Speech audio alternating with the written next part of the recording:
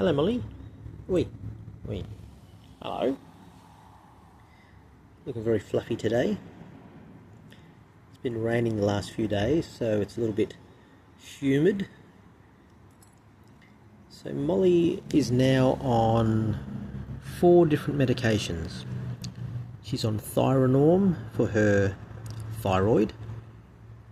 She's on Hypercal, which is potassium supplement, which I believe is to do with her degrading kidneys.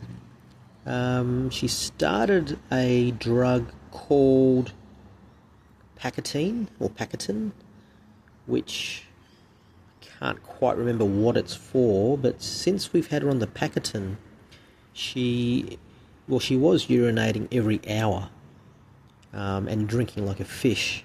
But as soon as we put her on the Pacatin, it's apparently for renal support. So she's now probably urinating once every 2 or 3 hours and not drinking anywhere near as much. And finally, the vets put her on a drug called telmisartan, and that's like 3 or 4 drops a day. And I believe that's something to do with protein, binding protein, or helping her to retain protein. I'm not quite too sure.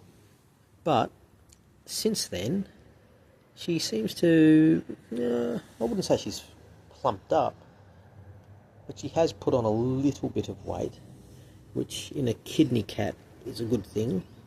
As you can see, she looks, for all intents and purposes, she looks pretty good. She is tired, which is probably just a byproduct of being an old cat anyway.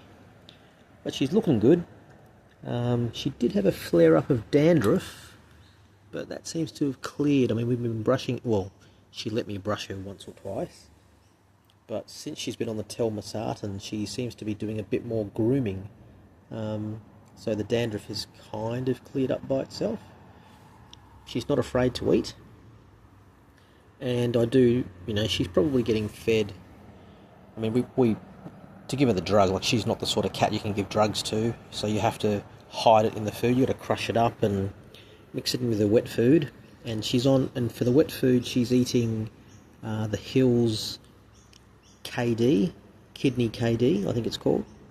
So it's like a pate, and it comes in either a salmon flavour or chicken flavour. We've got both. So we give her drugs to her in that. And then during the day, I mean, as often as I can remember, I'll feed her more. Whether it's a different type of wet food, or we've also got the kidney food it comes in a pouch, and it's like these small pieces. It's wet food, but it's like bite-sized chunks. And I've got to feed it to her on a toothpick or a skewer. And she eats them one at a time. And she's probably eating maybe half to one of those packets a day. So in terms of the amount of food she's eating, she is eating a reasonable amount. But look, I'm not kidding myself. I know she's on the way. And all we're really doing is trying to make her feel a bit better while she's around. We're just making her a little bit more comfortable. So I believe this is what we call palliative care for cats. She seems happy. She does spend most of the day sleeping in a cardboard box on the deck, and most of the night sleeping in the cardboard box on the deck. She used to sleep on the bed, but for the last 4 weeks she just hasn't wanted to sleep on the bed. She seems to prefer the bloody cardboard box. But she does like coming out for little walks, and, well, not much of a walk today. I mean, look, there's the other cat down. You can see Maggie down there. They sort of ponder around and sniff, and yeah. But at the moment she's just happy being out here getting a head scratch. See that? Look at that. Yeah, she loves it. She loves these. And she likes this one. Yeah. She likes that one. I'm trying to be gentle with her because she pushes her head in there really hard, and I don't want to scratch her too hard.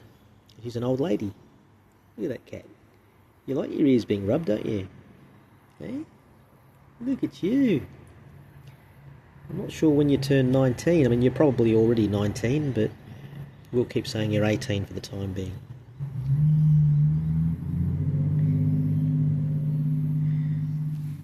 Alright, well, that's Brisbane on a spring afternoon.